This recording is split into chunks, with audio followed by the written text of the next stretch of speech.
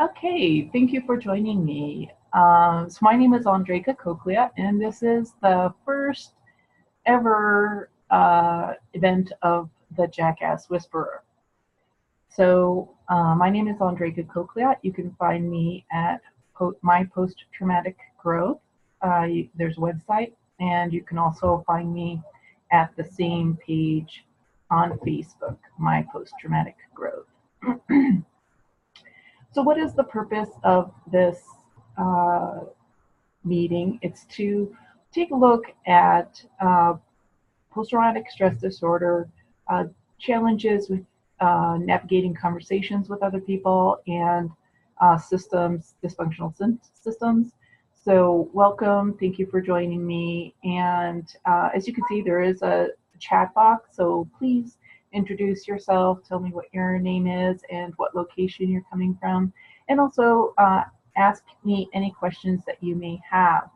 And I will answer them at the end of this uh, webinar. And so this webinar is going to be at 30 minutes. So I'm going to just keep it moving along. So at this moment, I'm just going to minimize my group chat, but you can have this group chat open in this live call with me.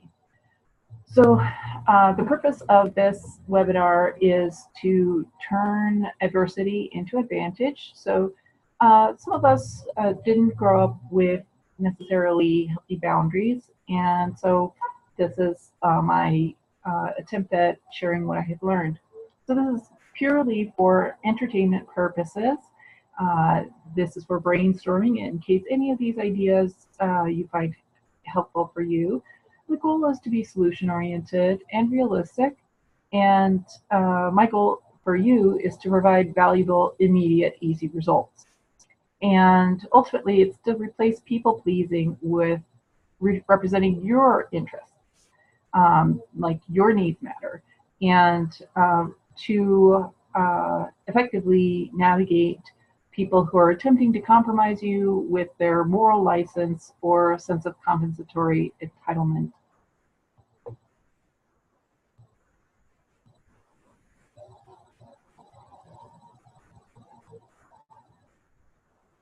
So, pardon me, I'm a little difficult here. So who am I? My name is Andrejka Coklyat, and I have personal experience with post-traumatic stress disorder and autoimmune dysfunction. I have many certifications. I am certified in Feng Shui, the art of placement, iridology, handwriting analysis, also known as graphology. I have training in body work, clairvoyance, and I've been a student at with Tom Quackenbush at the Natural Vision Improvement School. I'm a meditator, box water remedies, Rima, and Thai massage. So, pardon this, the the horn. It will stop in probably 5 minutes. So, I will get my headphones if it continues again. But anyways, if you are physically in danger right now, please call 911 and seek care.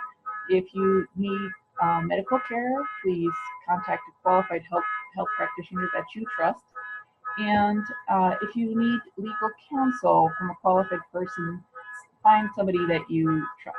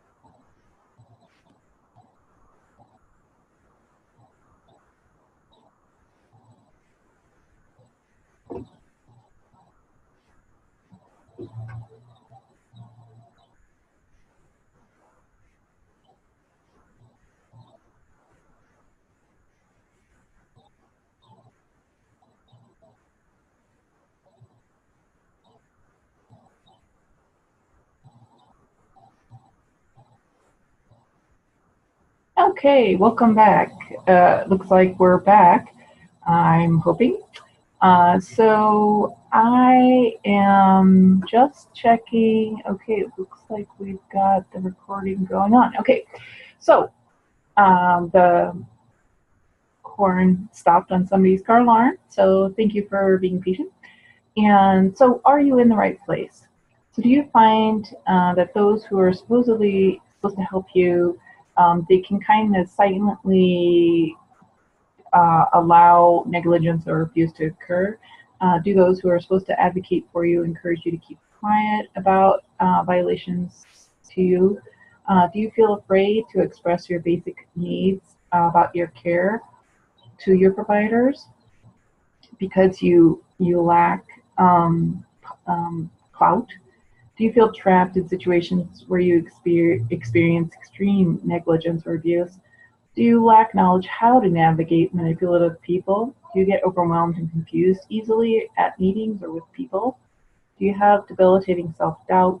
Do you lack confidence navigating dysfunctional systems? Do you feel exploited, say by churches or other spiritual centers, as a volunteer in a charitable or political organization, with doctors, insurance companies, telephone companies, government assistance programs, just basically anything that's bigger than you?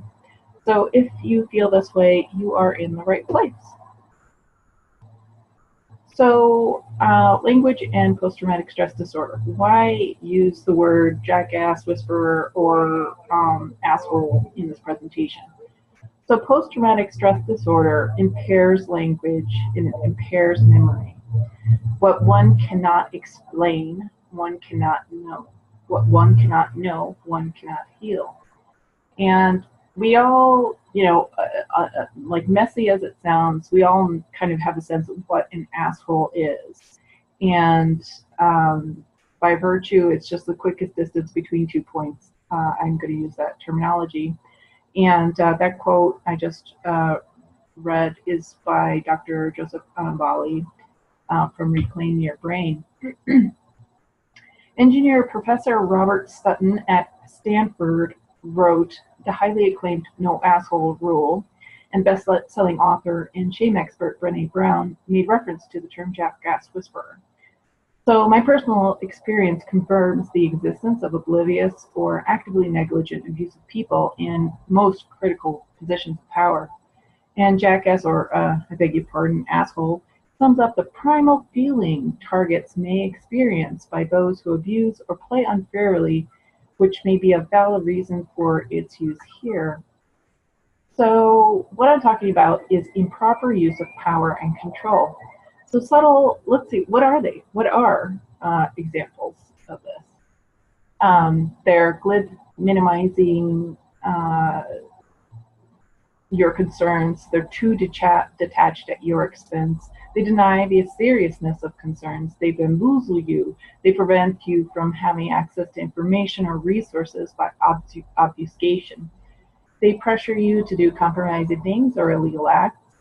They put you down, make you feel bad about yourself. They sabotage you. They manipulate you. They control you by niceness, charm to get what they want. What do healthy systems look like? Open communication, open expression of feelings are encouraged. There's explicit rules. There's respect for individuality, individuation. There's freedom, autonomy is valued. There's constant value systems. The value systems remain the same. There's open-mindedness. They create new traditions. There's a pleasant atmosphere. There's healthy people, physically and psychologically. They allow for growth and independence, and there's trust and love. So what are asshole-like behaviors? Well, number one, they're perpetuated towards people who have less power, less social standing. These can involve personal insults, invading your personal space, physical territory, uninvited personal or physical contact, threats, intimidation, verbal or nonverbal, sarcastic jokes used to passively insult, withering emails, status slaps intended to humiliate targets, public shaming, status degradation rituals, rude interruptions, two-faced attacks, dirty looks, and treating one as if they were invisible. And that is from Robert Sutton's book, The No Asshole Rule. So as you probably have heard, health statistics of people with low status tend to have more chronic illness, which can include low gland function, diabetes, obesity, cancer, and cardiovascular disease. Whatever I do will fail, so why try again? This is learned helplessness as defined by Martin Seligman, a best-selling author about happiness and professor. So what are basic human needs? Let's define terms. So the most important need is a positive attitude. The next is sustenance, oxygen, sleep, food, clothing, shelter. The next is protection, safety, and sanitation in your physical environment. Lighting and first aid, communication, light chatting, or empathetic communication, expressing emotional understanding, attuned to any need for compassionate, active help, honesty and trust in community, celebration, play, humor, love, feeling accepted, affection, belonging, common values and goals in community, problem solving, cooking, transportation, autonomy, being able to choose what we want to do rather than being forced otherwise, and meaning and purpose in life.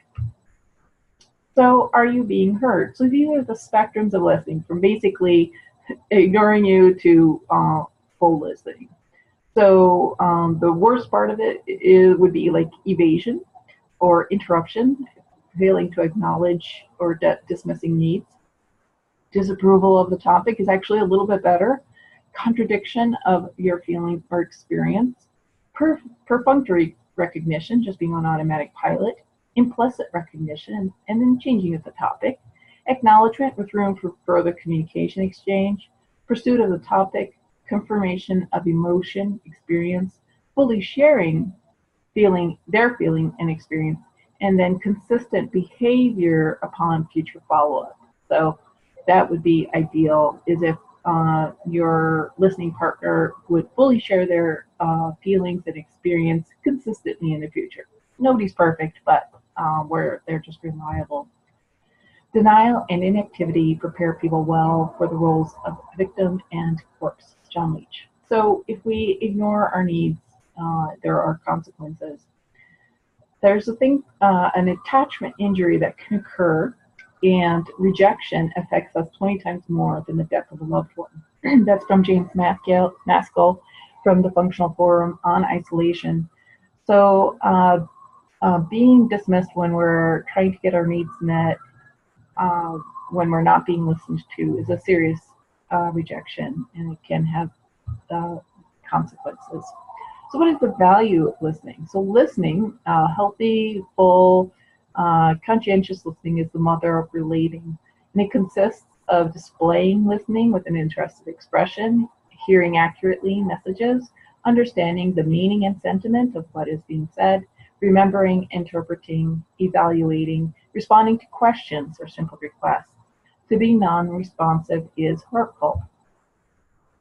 So when there's denial in listening, it can include somebody admitting there's a problem, yet unwilling to acknowledge the severity. They see the problem as somebody else's responsibility. They offer excuses, alibis, or justification for inappropriate behavior, or they become angry or irritable when the reference is made to the situation.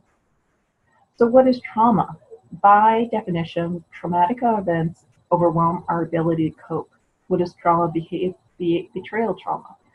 A memory is likely to be repressed or dissociated when the victims were traumatized by someone who was supposed to be caring for them, trustworthy agents of the public good, such as parents, doctors, EMTs, police, spouses, siblings, etc. So what is post-traumatic growth? The features that can be expressed in healing from PTSD, post-traumatic stress disorder, is being able to recall the trauma and event with a healthy detachment. The feelings about trauma can be named and endured without overwhelming arousal, dissociation, or numbing. Symptoms of depression, anxiety, or sexual dysfunction are absent or manageable. The capacity for trust, attachment, and empathy is restored. The individual has assigned meaning to the trauma. The The person has replaced the sense of being damaged with being valuable and valued. The person has established a belief in one's own strength. Self-blame has been replaced with self-acceptance and self-worth. Obsessive rumination about the past has been replaced by realistic evaluation. Being comfortable with one's range of feelings, committed to one's future, and taking responsibility for one's life. So why bother healing PTSD? I mean, isn't it just like a big thing? Isn't it just overwhelming? Or just shouldn't people just get over it? Well, victims might further harm themselves or others. Those with post-traumatic stress disorders, even just passively can incur autoimmune diseases. Untreated post-traumatic stress disorder and the resultant chronic illnesses and diseases can be detrimental to the economic life and well-being of the whole family. Post-traumatic growth is possible. Suffering is an option rather than inevitable. And I feel, at least, that we ought to embrace the opportunity for recovery from trauma. So is post-traumatic stress disorder just all in our head? Well, studies show that childhood trauma can make some people more susceptible to post-traumatic stress disorder, and shame triggers are located in the basal ganglia of the brain, according to recent studies. And low gland function can affect our subjective sense of self and life experience, which can result in things such as low confidence. And the resulting reduced economic circumstances can reduce or eliminate sustained access to healthy food, recreational activities, access to healthy community, trusted quality health, and psychological care. So what are the easiest actions to do to produce valuable results fast? So baby steps to post-traumatic growth. Smile. If you can't smile, put a clean pencil horizontally between your teeth for 2 minutes, or as long as you can stand it. And next time I'm going to have a pencil and I'll show you how to do it. So you just basically go, and that's going to change your brain chemicals. So sit or prop yourself up so your spine is straight and breathe.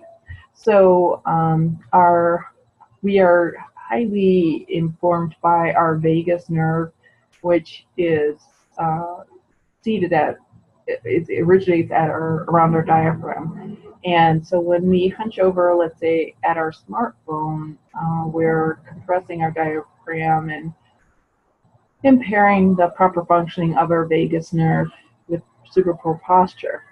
So if you can, and I understand that some people are dealing with extreme fatigue.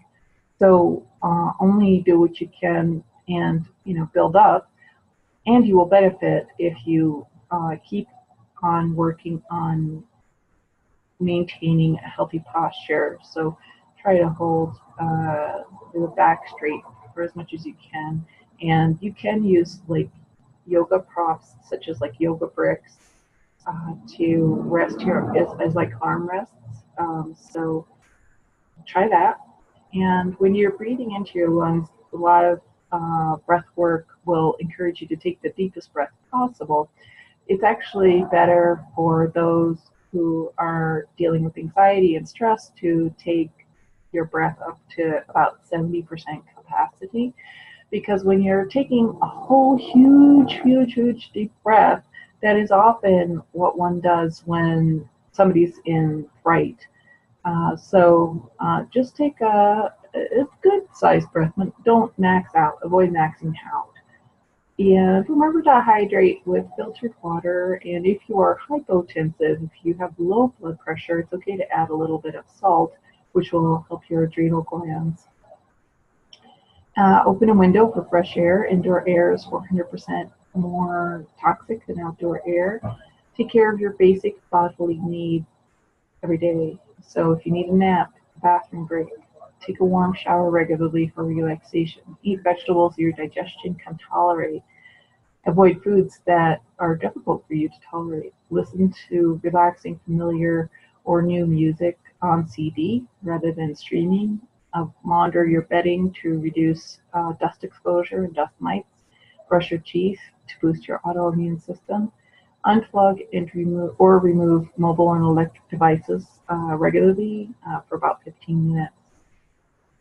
Expect positive results in your life. Keep starting your post-traumatic growth practice every moment. Do a gratitude list of 5 things a day. Create an anticipation wish list of 3 compelling things that you're looking forward to in the future every day. Take a risk today and make an effort to spend time with an old friend or make a new friend. Pray to ask whatever you believe in for help, whether it's your dog, your cat, whether it's something, idea you believe in, math, politics, money, God, your higher power, whatever.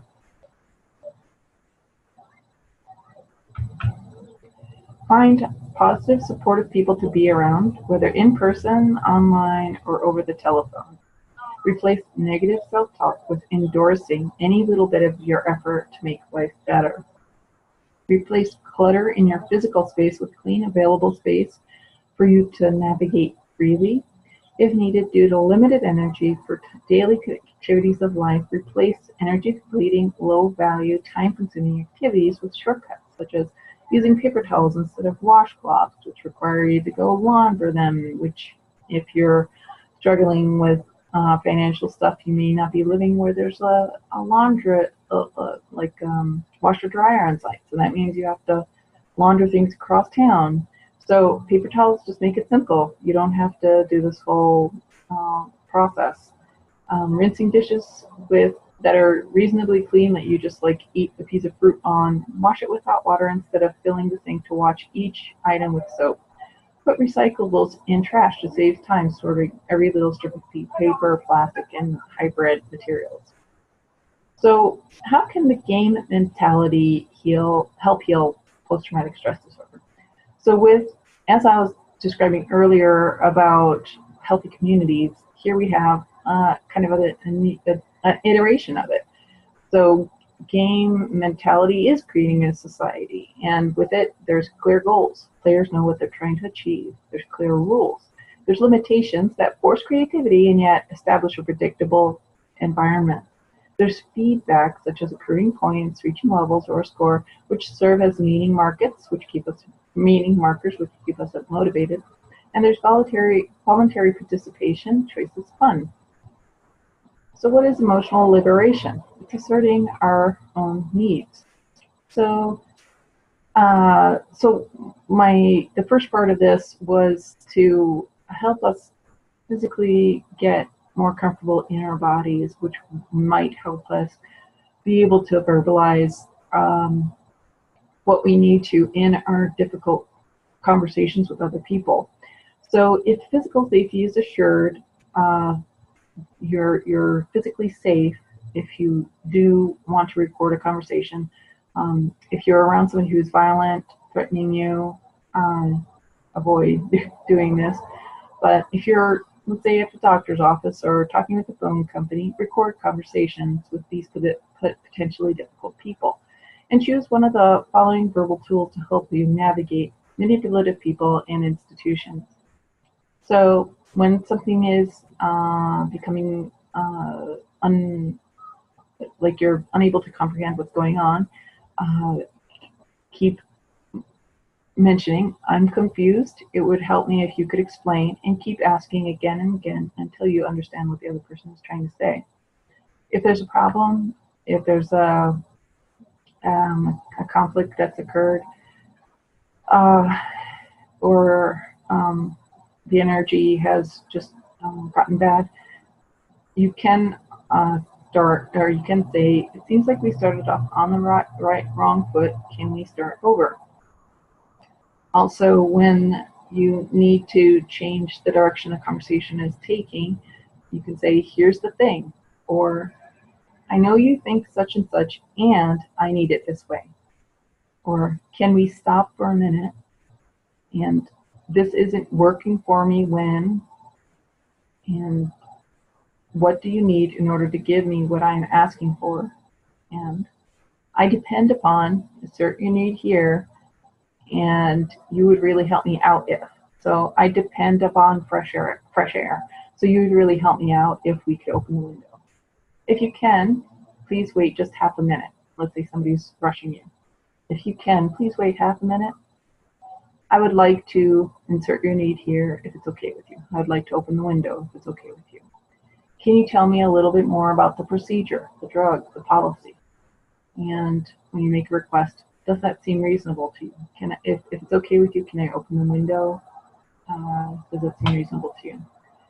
So, what of all that you have absorbed here today is valuable to you? What is your priority? So right now, just grab a pen and paper and make a list of 3 items of things that you want to focus on, whether it's relaxing your muscles and sitting up straight and picking one of these verbal tools. So write those down, and I'm going to take a look at the questions and I'll answer them. And right now, we don't have anything in the chat. So please become a member of my Facebook group at My Post-Traumatic Growth. And seems like my website might be working right now temporarily. So you can reach me, just look up myposttraumaticgrowth.com. So there's some flux going on my website right now, but I'm going to test that out. And my phone number is 503-974-4848. So please definitely be in touch with me. Feel free to contact me with further questions and send me your email so I can keep you posted on further workshops and events and specials that I am offering. So thank you for watching, and please stay in touch, and sending you all the best.